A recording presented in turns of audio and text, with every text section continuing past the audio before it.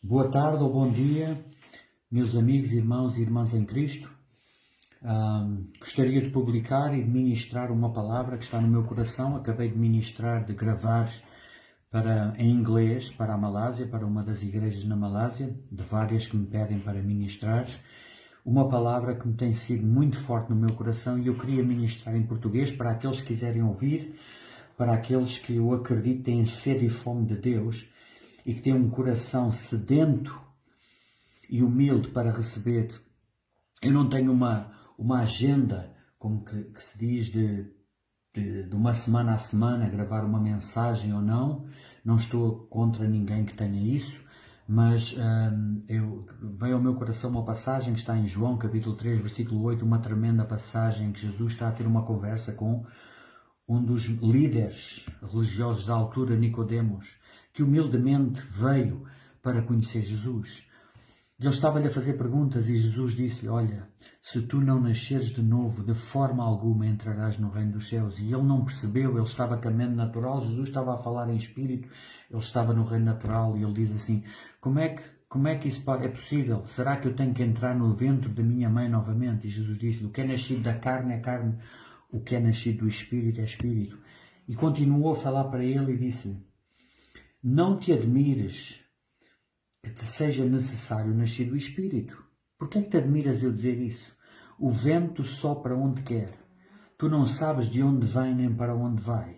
E depois ele diz-lhe assim: assim é todo aquele que é nascido do Espírito. Aquele que anda no Espírito é guiado pelo Espírito, anda no Espírito.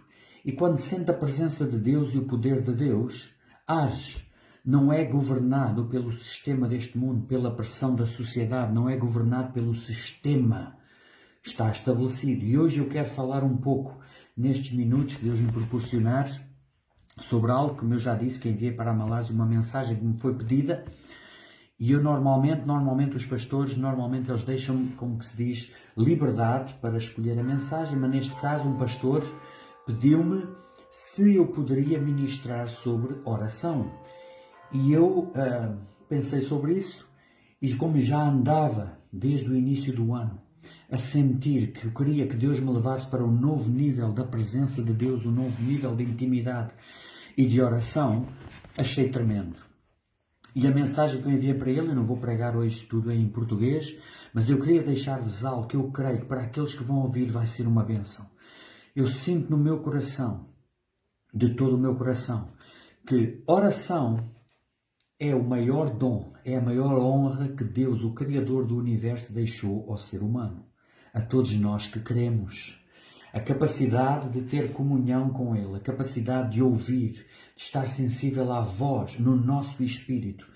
O Espírito Santo é o único, é o Deus que habita na terra. Jesus está no céu, o Pai está no céu, no trono, mas o Espírito Santo veio para a terra e é Deus e habita em nós. E nós podemos desejar, com um coração humilde, um coração de sede e fome, ouvir a voz do Espírito Santo. Ele nos quer guiar a uma nova dimensão do poder de oração. E aquilo que eu tenho para comunicar com vocês nesses poucos minutos está a mudar a minha vida. Eu sempre vivi a minha vida em termos de oração, nos últimos 30 anos que eu conheci Cristo, e o meu desejo sempre é de caminhar de glória em glória, de força em força, de fé em fé, como está escrito em 3 versículos da Bíblia. O meu objetivo é ter cada vez mais comunhão com o Espírito Santo de Deus, viver uma vida espiritual, sobrenatural, estar no sítio certo, à hora certa, a fazer o que é certo. É o maior propósito da vida de um ser humano. E é aí que está a felicidade, é aí que está a paz, é aí que está o sucesso. E ao ser pedido de um pastor da Malásia para eu falar sobre oração, Deus me dirigiu, o Espírito Santo me dirigiu a versículos que eu já conhecia, mas que eu nunca tinha pensado desta forma. E eu queria transmitir para vocês. Vamos começar com a vida de oração de Jesus. Se há um aspecto, se há uma disciplina, uma área da vida cristã que eu creio que os verdadeiros cristãos podem dizer de todo o coração: eu não estou satisfeito com a minha vida de oração. Eu penso que todos aqueles que conhecem Cristo, conhecem Deus, podem dizer de coração: Deus, tem que haver mais. Eu quero mais de ti, eu te quero conhecer mais. E este é o maior ingrediente no coração do ser humano. Muitas vezes eu preguei e prego sobre sede e fome de Deus, em que eu falo que o maior ingrediente, o único ingrediente no coração do ser humano que Deus procura, que o Espírito Santo procura, é sede e fome de Deus. E Deus me levou à vida de oração de Jesus. E é interessante, eu queria que me seguissem sobre este aspecto. É impossível cobrir todo o assunto de oração. Se há um tema, milhões e milhões de pregações têm sido ministradas por todo o mundo, que alguém pense que o que é que alguém poderá ouvir mais sobre oração que não tenha ouvido ainda. A questão não é o que nós ouvimos ou deixamos de ouvir. A questão não é o que nós conhecemos na nossa mente. A questão é praticar aquilo que conhecemos. A oração é uma vida prática. Todas as manhãs, eu não estou a dizer isto porque sou melhor que vocês. Veio agora à minha mente para falar isto.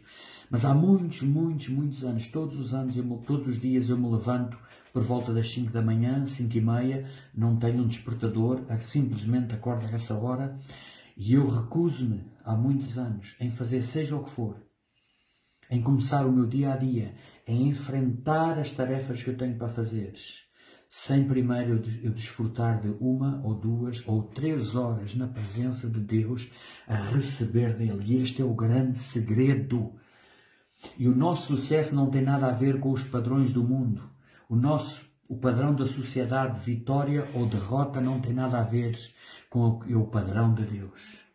Nós deveremos sempre buscar a Deus todos os dias, pela manhã, horas, 1 hora, 2 horas, para receber Deus, pelo amor de estar com Ele, simplesmente pelo prazer. Eu estou agora, neste momento, há 16 meses, aqui em Portugal, e estou como se diz, na zona rural, e tem sido um privilégio que não dá para explicar com palavras, mas todas as manhãs, a não ser que chova, eu vou para um local que é único, em que eu posso gritar, posso falar alto, posso dizer o que quiser durante quilómetros à volta de um sítio, não há ninguém que me ouça. E muitas vezes eu vou para lá e digo: Espírito Santo, eu tenho saudades tuas, eu quero ouvir de ti. E este é o grande segredo.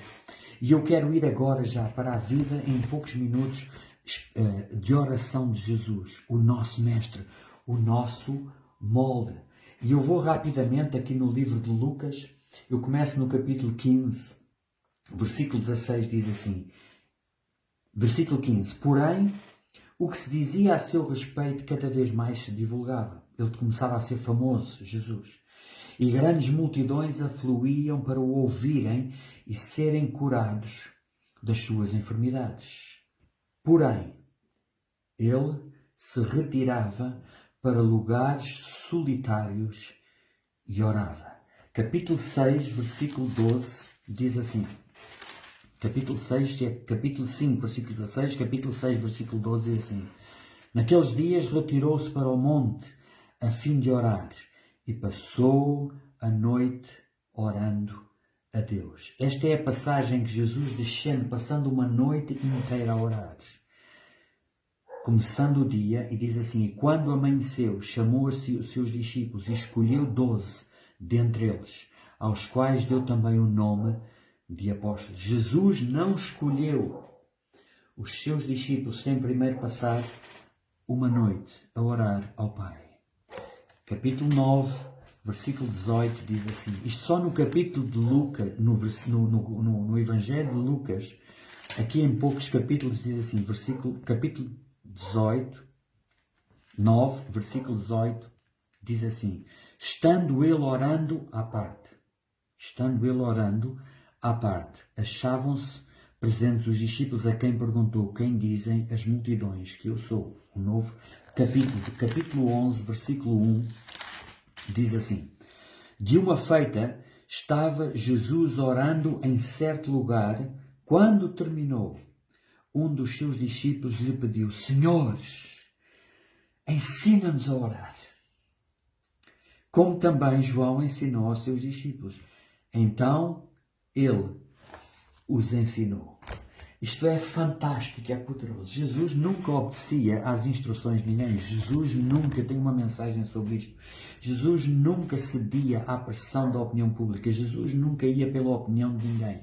Mas, neste momento, quando os discípulos lhe pediram, Jesus, nós conhecemos a oração, nós somos judeus, desde que nascemos, desde a nossa infância, nós vamos à sinagoga, nós sabemos o que é orar, nós conhecemos o Pentateuco, nós seguimos as regras, nós oramos todos os dias segundo as regras da religião.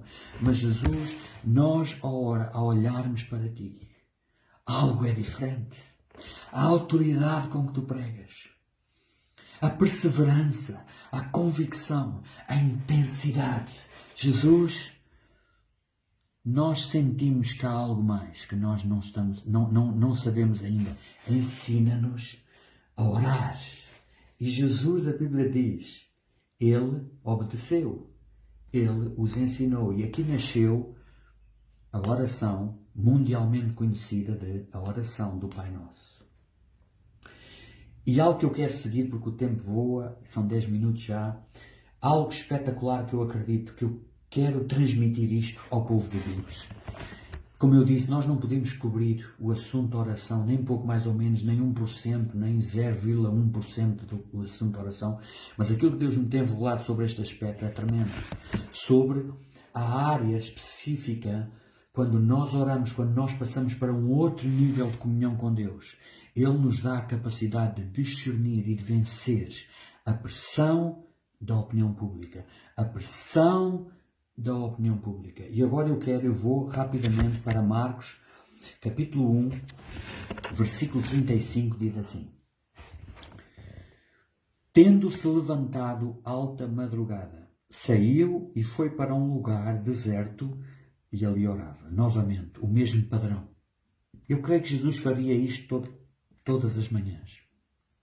Tendo-se levantado alta madrugada, quando os outros dormiam, saiu, foi para um lugar deserto e ali oravam. Agora vejam isto, por favor, sigam. Procuravam-no diligentemente, Simão, Pedro, não é? E os que com ele estavam. Procuravam-no. Onde é que tu andas? Tendo-o encontrado, lhe disseram: Todos te buscam. Eles querem ouvir de ti. Eles estão à espera que tu vais ministrar para eles. Agora outra. Toma atenção a isto, por favor. Aqueles que buscam a Deus, aqueles que têm um nível de oração num outro nível, não são levados pela pressão da sociedade, não são levados pelo que os outros pensam, não são levados pela pressão da opinião pública. E eu digo agora já isto, que é uma mensagem que levaria horas. E eu prego sobre isto muitas vezes. Mas Jesus, ao andar no Espírito, Ele não cedia à cultura, Ele não cedia às leis, no sentido do que a sociedade esperava que ele fizesse. Ele não agradava às pessoas. Ele sempre agradava a Deus. Eu tenho uma mensagem também que diz, em inglês é God's idea or good ideas. Ideia de Deus ou boas ideias. E isto faz toda a diferença. Aqueles que levam uma vida de oração profunda a um outro nível, eles andam no Espírito, eles caminham no Espírito, como está escrito em Gálatas, capítulo 5. Anda no Espírito, vive no Espírito, os frutos do Espírito, e não cede à maioria da sociedade à nossa volta. Agora vejam isto. Eles estavam-lhe a dizer: Jesus, andam todos à tua procura, anda, que eles estão à tua espera. E Jesus disse-lhes assim.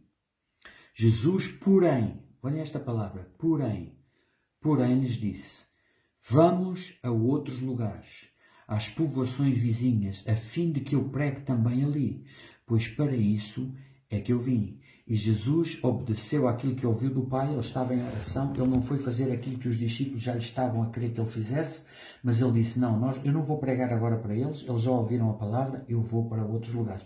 Veja o mesmo padrão agora em João capítulo 7. Capítulo 7, versículo 1, isto é tremendo. Isto tem agora a ver com a pressão da família, a pressão dos irmãos de Jesus, exatamente o mesmo padrão. Diz assim, por favor, eu sou um bocadinho exaustivo na leitura hoje, normalmente eu não leio muito sobre as Escrituras, mas hoje eu quero ler, porque eu sinto no meu coração ler. Porque eu creio que isto pode mudar a nossa vida, a vida da Igreja de Cristo.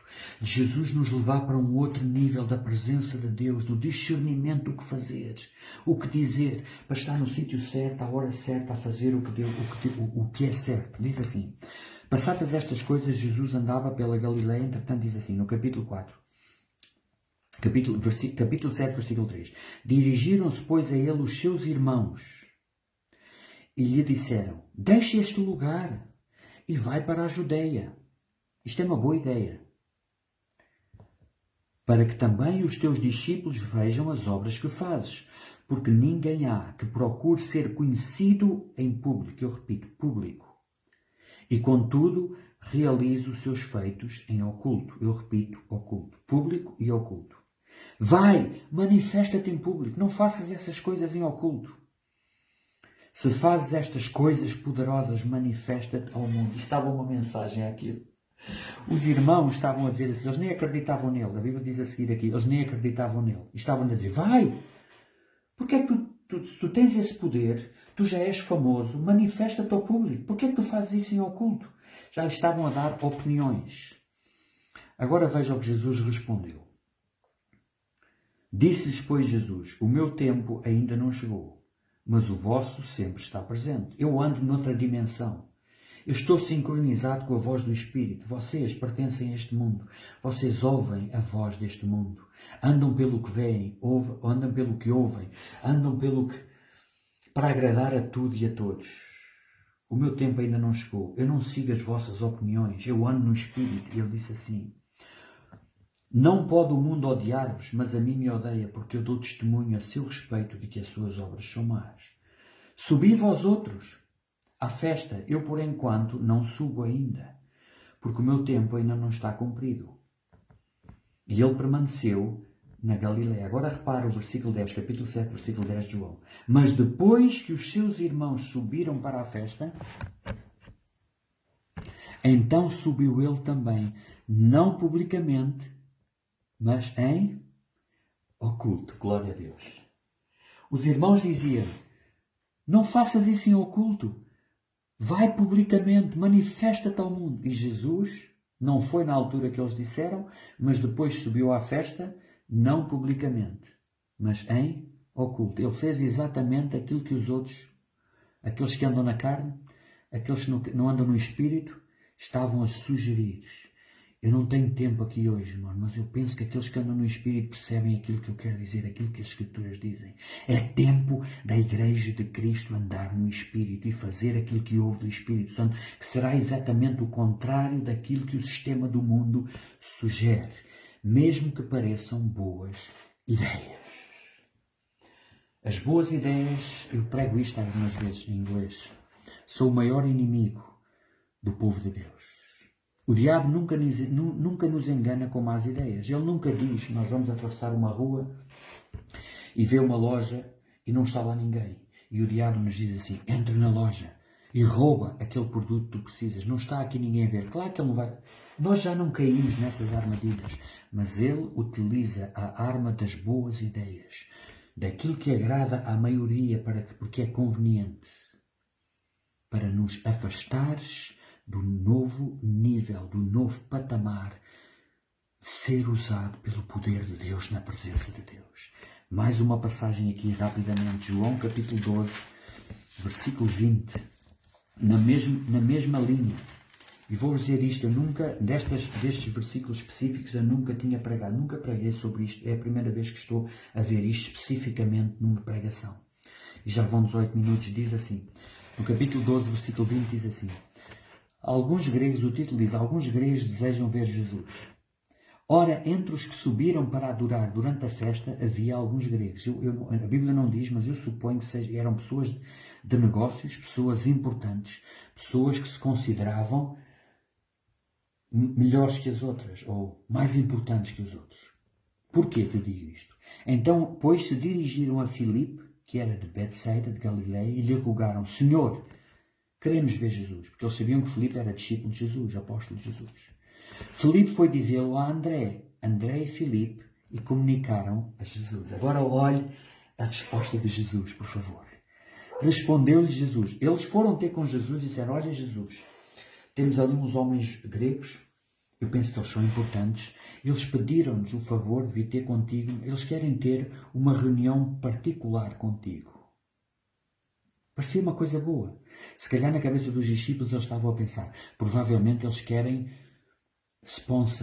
patrocinar o ministério de Jesus. Se calhar eles querem ofertar, se calhar eles querem oferecer qualquer coisa. Parece uma boa ideia, eles parecem pessoas ricas. Repara o que Jesus lhe respondeu. Jesus andava no Espírito. Contrário àqueles que andam nas boas ideias, na mente natural. Por muito crentes que sejam, por muito que vão à igreja, por muito que se sentem nas mesmas cadeiras por 20 anos. Não tem nada a ver, tem a ver com andar no Espírito, ouvir a voz do Espírito Santo. E Jesus respondeu-lhes: é chegada a hora de ser glorificado o Filho do Homem. Em verdade vos digo, se o grão de trigo caindo na terra não morrer, fica ele só. Mas se morrer, produz muito fruto. E ele continua: quem ama a sua vida, perde-a. Mas aquele que odeia a sua vida neste mundo, preservá-la-á para a vida eterna. Ele continua a pregar: se alguém me serve, siga-me. E aonde eu estou, ali estará também o meu servo. E se alguém me servir, o Pai o honrará. Agora está angustiada a minha alma. E que darei eu, Pai? Salva-me desta hora. Mas precisamente com este propósito vim para esta hora. E ele continua a orar: Pai, glorifica o teu nome. Então veio uma voz do céu: eu já o glorifiquei e ainda o glorificarei. Eu não sei se vocês estão a ver aquilo que eu estou a ver. Eles vieram numa mentalidade natural. E Jesus já estava noutra. Jesus já estava a falar: não é mais hora para a coroa, é a hora da cruz. Ele estava a dizer aos discípulos: vocês ainda não entenderam, vocês andam na carne, vocês não estão no Espírito. Aqueles que andam no Espírito, meus amigos, primeiro oram. Como eu falei os primeiros versículos, em que Jesus, alta madrugada, ao amanhecer, ele orava sempre, horas e horas. But first pray. Mas primeiro orar. Agora, para terminar, já vem muito tempo. Há uma outra, mas primeiro. Palavras, mas primeiro, que são o maior perigo. E que lutam no mundo do Espírito com este. Mas primeiro, orem. Mas primeiro, ora. Existe uma outra parte da nossa vida que é: mas primeiro, outra coisa. Está escrito em Lucas capítulo 9, eu não vou lá agora rapidamente porque eu sei de cor, para não perder tempo. Em Lucas capítulo 9, versículo 57 a 62, Jesus, mas do versículo 59 a 62, há uma história tremenda que não existe mais em nenhum outro evangelho e que é fabulosa. Jesus, além dos 12 discípulos, só convidou, que eu me lembro, mais 2 pessoas para o seguirem. Imagine isto: o Criador do Universo, Jesus Cristo, no seu auge do seu ministério, a fazer milagres, multidões a seguir. Ele teve a iniciativa de chegar ao pé de 2 pessoas, uma delas, e disse-lhe, capítulo 9 de Lucas, versículo 59 a 62, e disse-lhe: segue-me. Você consegue entender a intensidade de Jesus a chegar ao pé de alguém, olhar nos olhos dele e dizer: Deus, segue-me. Segue-me. E sabe uma coisa tremenda? Esse homem, esse jovem, ele não disse não. Ele disse sim. Mas ele acrescentou estas 2 palavras: sim, eu te vou seguir. Mas primeiro, deixa-me enterrar o meu pai. Deixa-me esperar, a tradução diz, a original diz, deixa-me esperar até à morte do meu pai. Sim, Jesus, eu te vou seguir. Sim, Jesus, obrigado por esse convite, mas primeiro, lembrem-se que eu no início desta mensagem disse, mas primeiro, mas primeiro é Deus. Sabe uma coisa, não era errado. Este homem não estava a pedir nada de errado. Mas a questão aqui são as prioridades que Jesus não tolerou. É como se este jovem estivesse a dizer, sabe, Jesus, sim, eu te vou seguir, mas primeiro tu se calhar não sabes o que é que se passa com a minha vida, eu tenho que terminar isto, eu tenho que fazer aquilo, eu tenho que esperar até à porta do meu pai, porque sabes uma coisa, eu tenho que herdar, então aí com esse dinheiro eu te vou seguir. Eu tenho que esperar até à reforma, sabes? Eu tenho que esperar até me casar, eu tenho que esperar até terminar o meu curso. E sabe o que Jesus lhe disse? Você acha que Jesus disse assim, ok, pronto, eu não apercebi disso, mas tudo bem, então vai lá tratar disso e depois vai. Não, Jesus disse-lhe assim, deixa os mortos enterrar os seus mortos. Tu, porém, vai, torna-te indispensável e prega acerca do reino de Deus. Outra a seguir, a Bíblia diz, Jesus disse a um outro, segue-me. E este jovem, penso que era um jovem, disse-lhe também, sim, Jesus, obrigado pelo convite, mas primeiro, deixa-me pedir permissão aos da minha casa. Este é o original do grego, não é deixa-me dizer adeus aos meus familiares, não, deixa-me pedir permissão aos meus familiares. Tu sabes uma coisa, Jesus, sim, é a maior honra, eu vou-te servir, mas primeiro eu tenho que fazer algo. Há sempre um primeiro, meus irmãos. E é este o problema da igreja a nível mundial. Nós temos a nossa própria agenda de como e quando queremos servir a Deus. Esqueça, nós nunca vamos ter a presença de Deus, o poder de Deus, enquanto formos assim. O abandonar tudo, o levar tudo, o deixar tudo por amor a Cristo é o requisito. Sem Ele, nós não vamos ter a presença de Deus. Sabes, está escrito em Lucas capítulo 14, versículo 33. Aquele que não abandonar tudo quanto tem, quando possui no seu coração, nunca poderá ser meu discípulo, disse Jesus. Aquele que não abandonar tudo o que tem, não poderá ser meu discípulo.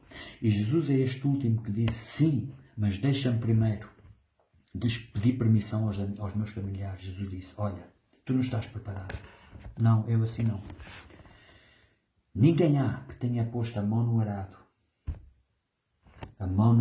para trabalhar, olhando para trás, tendo pena das coisas para trás, está apto para o reino de Deus.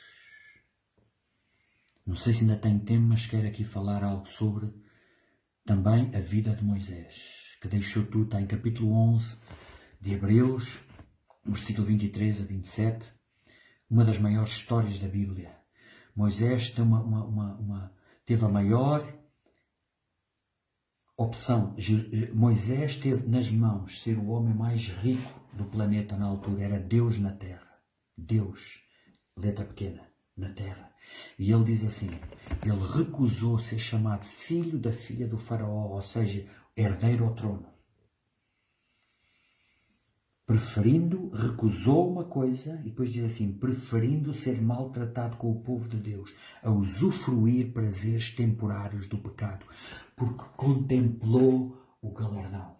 Esta palavra contemplar no original no grego quer dizer estar tão focado numa coisa que nada mais o vai distrair. E sabe uma coisa, o que é que Moisés, o que é que diz a palavra de Deus a seguir? Ele diz assim, ele não temeu a ira do rei. Ele não cedeu à pressão da opinião pública. Você consegue imaginar quantos meses Moisés andou a pensar como é que havia de dizer ao faraó que ele ia abandonar tudo aquilo, tudo o que fizeram por ele, nada mais lhe interessava, aquelas riquezas. Ele iria sofrer com o povo de Deus, porque contemplava o galardão. E diz assim, ele permaneceu firme como aquele que vê o invisível. Ele não cedeu à pressão da opinião pública. É esta mensagem que eu quero deixar aos meus amigos, irmãos e irmãs de língua portuguesa. Vamos passar para um novo nível da oração, do poder da presença de Deus, em que nós discernimos todas as coisas, não segundo a nossa mente natural, não segundo as notícias, não segundo a sociedade portuguesa ou de qualquer outro país. Irmãos, Deus nos prepara agora para tomarmos posse, para andarmos no Espírito, para conquistarmos aquilo que não foi conquistado antes. Deus vos abençoe. Glória a Deus. Aleluia.